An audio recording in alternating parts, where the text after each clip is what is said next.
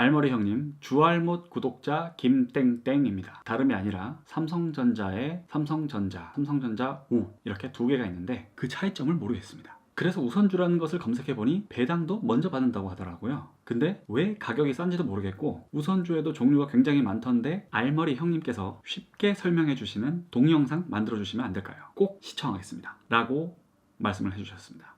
이 김땡땡 동생님 맞겠죠? 저 37인데 만약에 저보다 나이 많으시면은 형님이라고 부르지 마시고요. 우선주에 대해서 궁금하다고 이렇게 질문을 주셨는데, 그래서 저는 처음에 쉽게 생각을 했어요. 우선주 뭐 보통주 말고 우선주가 있고 배당 좀 더 많이 주고, 저도 우선주에 대해서 그렇게 잘 알지를 못하더라고요. 그래서 좀 더 공부를 해봤습니다.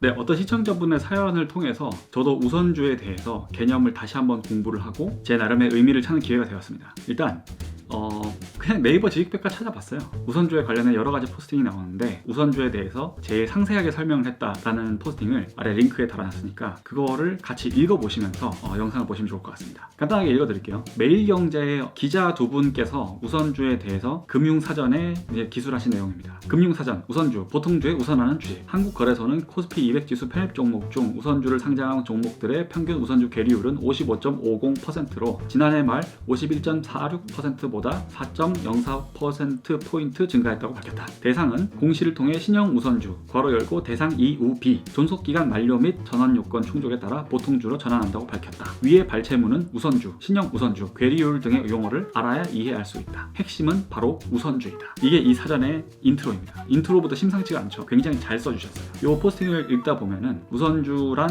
뭔지에 대해서, 우선주의 종류에 대해서 어느 정도 설명이 돼 있어요. 그런데 이 김땡땡님이 이런 사전적인 의미를 찾아보셨음에도 불구하고 우선주의 개념을 이해하는데 여전히 어려움을 갖고 계셨단 말이죠. 이런 글을 읽는데 그 글의 의미를 이해하는데 어려움이 있다는 것은 자본 조달과 주식시장의 생리를 알아야 되는 거예요. 그래서 주식회사라는 것은 혼자서 못하는 일을, 큰 돈을 가지고 해야 되는 일을 여러 사람의 투자자를 모집해서 이 자본을 합치고 뭉쳐서 큰 일을 해내는 거, 이게 주식회사의 생리라는 거죠. 그래서 우선주의 속성을 알려면 이 자본 조달의 속성을 알아야 된다는 거죠. 자, 우선주를 발행한 회사가 왜 우선주를 발행했는지 그 부분에 대해서 우리가 상상을 해보자고요. 일단 잘 나가는 회사는 자본 조달하기가 쉬워요. 저 회사는 잘 나가니까 나도 저 회사에 투자하고 싶어. 그런 투자를 하고 싶은 사람들이 많기 때문에 어떤 주식을 추가 발행을 했을 때 큰 어려움이 없어요. 그런데 기업이 항상 잘 되는 게 아니잖아요. 업황이 안 좋거나 자본 현황이 좋지 않을 때 추가로 주식을 발행을 해서 투자자를 끌어모으려면은 추가로 발행한 주식에 어떤 메리트가 있어야지 투자자들이 투자를 할 거잖아요. 주주의 환원적인 측면에서 우선되는 권리가 보장되는 그런 주식이라고 보시면 됩니다.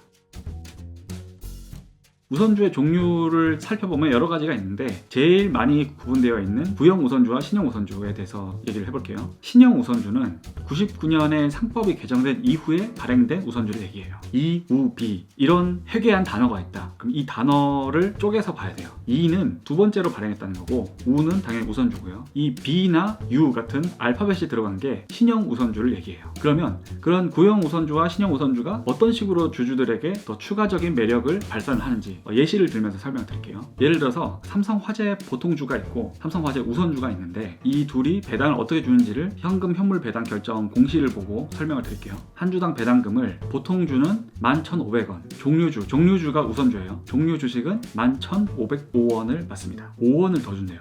좀 이상하지 않나요? 요즘 5원을 어떻게 받을 수가 있죠? 5원을 실물로 보신 분 있으신가요? 이 부분을 이해하려면 구형 우선주가 나왔던 당시에 삼성화재와 삼성화재 우선주의 액면가를 확인할 필요가 있어요. 왜 5원, 이 애매한 숫자를 더 주냐면은 본주의 액면가에 비해서 1%를 더 배당으로 지급한다. 그 삼성화재의 액면가가 500원이었거든요. 이 500원의 1%, 그러니까 5원을 더 배당으로 주는 거죠. 근데 이제 삼성화재 같은 경우에는 해가 거듭되면서 계속해서 배당금 늘려나가다 보니까 배당금이 10,000원이 넘어간 상태에서 5원을 더 주니까 좋기는 한데 뭔가 이거 약간 약 올리는 것 같기도 하고 아쉬운 면이 많이 있죠. 자, 그럼 신형 우선주는 어떤지 살펴볼게요. 신형 우선주는 한화 3우-B를 예시로 설명드리겠습니다. 그 한화가 삼성으로부터 삼성테크인을 인수해서 하나테크인으로 만들 때 우선주를 발행해서 자본을 더 조달을 한 거예요. 배당 조건이 약간 특이해요. 2016년, 17년 2017년, 18년에 확정 배당을 해주는데 2016년에는 680원, 2017년에는 646원, 2018년에는 595원에 확정 배당을 했던 거예요. 올해부터는 재미난 룰이 있는데 510원 또는 하나 보통주 배당금 플러스 50원 중 큰 금액을 배당해요. 뭐가 됐든 간에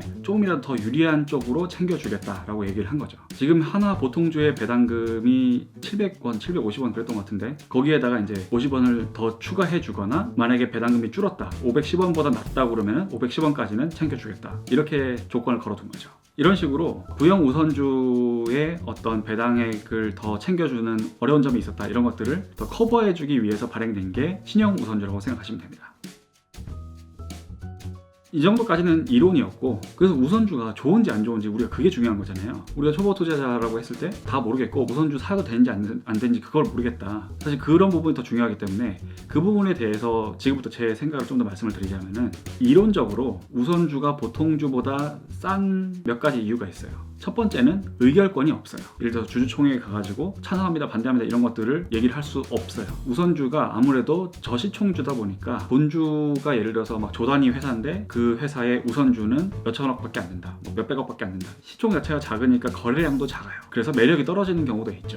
마지막으로 이런 식으로 배당을 좀 더 챙겨주거나 그런 룰이 있기 때문에 우선주의 매력이 있어야 되는 건데, 우리나라 회사들이 배당 자체를 많이 주질 않아요. 매력적인 조건을 걸어놓은 게 충분히 매력적이지 않다. 그런 부분이 우선주가 본주에 비해서 괴리율이 몇십 % 정도 나는 이론적인 원인이라고 볼 수가 있습니다. 근데 제 생각에는 이론적인 배경보다는 그냥 재미가 없어서인 것 같아요. 예를 들어서 의결권 같은 경우에 개인 투자자 입장에서 뭐 의결권 행사하는 게 그 큰 메리트는 아니거든요. 우선주가 의결권 행사를 못한다고 해서 크게 손해보는 것도 없어요. 저시총주다 보니까 소외되어 있고 실질적으로 배당을 많이 못 챙겨준다고 하더라도 시가 배당률 자체는 본주에 비해서 꽤 많이 받는 편이에요. 근데 왜 우리나라의 우선주들은 선진국에 비해서 아직까지 더 싸냐? 제가 보기엔 재미가 없어서인 것 같아요. 우리나라 사람들이 주식 재미로 하는 사람도 굉장히 많잖아요. 변동성도 크지 않고 시총 자체가 크지 않고 배당이라는 것들을 우리나라 투자자들이 크게 신경 안 쓰다 보니까 그냥 재미없는 주식인 거예요. 그래서 안 사요. 그렇게 안 사니까 가격이 낮아져요. 그게 우리나라에서 우선주가 소외받는 저변에 숨어있는 이유라고 생각을 합니다. 이제 제 영상을 어느 정도 보신 분들은 좀 이해를 하시잖아요. 주식은 재미로 하는 게 아니에요. 재미없는 주식이 주는 확실한 매력이 있어요. 예를 들어서 작년 폭락장에 제가 포트를 안정적으로 방어할 수 있었던 제일 큰 이유 중에 하나가 삼성화재 우선주를 1억 넘게 갖고 있었거든요. 그렇게 화려한 주식이 아니었고 막 엄청 급상승했던 적이 없었기 때문에 빠질 때도 별로 안 빠졌어요. 그래서 제 포트에 든든한 방어력을 보태줬다는 거죠.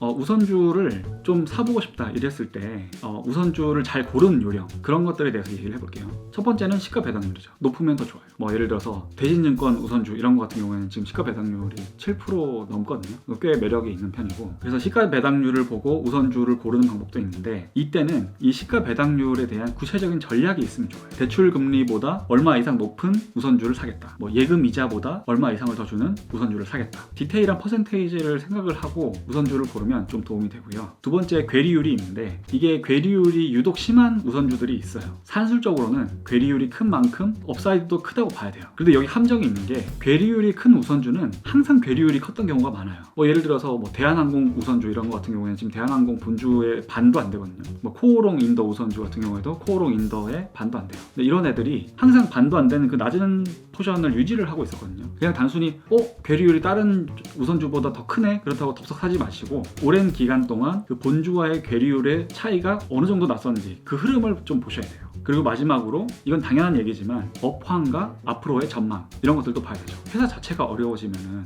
우선주를 샀다고 해서 방어력이 높아지는 의미가 없잖아요. 회사의 업황과 앞으로의 사업 전망도 반드시 체크를 해야 된다. 이런 요령들을 가지고 우선주를 고를 수가 있어요.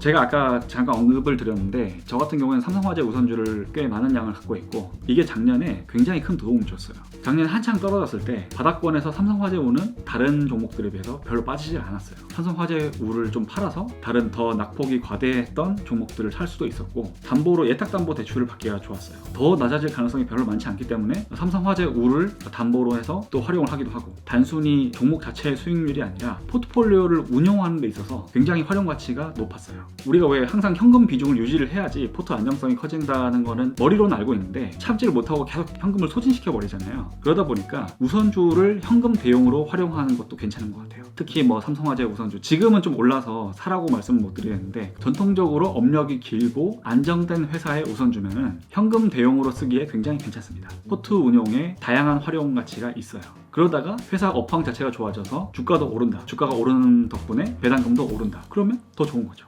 여기까지 우선주에 대해서 간단하게 얘기를 해봤는데 우선주뿐만 아니라 초보 투자자분들이 주식 공부를 하다 보면은 굉장히 어렵고 이상한 용어들을 많이 접하게 돼요. 공부를 해봤자 이해는 잘 안 되실 거예요. 그래서 더 중요한 거는 사전적인 의미 자체가 아니라 내가 실전으로 투자를 할 때 어떤 의미를 갖고 있는지 이런 특징을 가지고 있는 우선주를 내가 투자를 할 때 어떻게 활용을 할 것인가 그런 부분에 대한 고민을 하셔야 됩니다. 그리고 이거는 틀리셔도 좋아요. 틀리셔도 상관없으니까 나만의 생각과 나만의 고민을 가지시는 게 더 중요해요. 잘못된 고민이었다고 하더라도 시행착오를 통해서 더 나은 투자자로 성장을 할 수가 있거든요. 입시 공부하듯이 그냥 개념만 머릿속으로 암기 과목처럼 외우고 이래가지고는 절대로 투자자로 성장을 할 수가 없어요. 나만의 의미로, 나만의 고민으로 어떤 식으로 해석하고 나의 실전에 어떤 식으로 적용할지 그 부분에 대해서 항상 생각을 해보시기 바랍니다. 제가 준비한 내용은 여기까지고요. 저는 다음 시간에 뵙겠습니다.